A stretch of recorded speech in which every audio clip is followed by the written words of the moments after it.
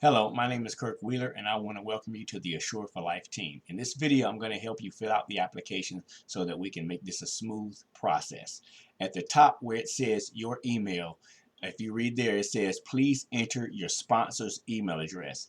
That way, once you finish the form, your sponsor will get the notification that the form has been completed, and then you can schedule your time to actually put everything in the computer and get started with us. Okay, if you notice down on the beneficiaries, you'll see some of the first four beneficiaries have the asterisk beside it, which means those places are required. You cannot skip past those.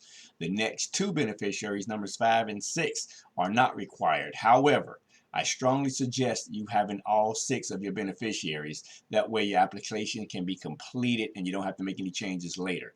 Plus, it solves a lot of the problems at corporate with having to go back and redo applications. So again, beneficiaries 1 through 4 are required.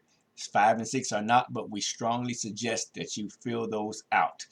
Fill out the form completely so that the process can go really smoothly. And again, welcome to the Assure for Life team.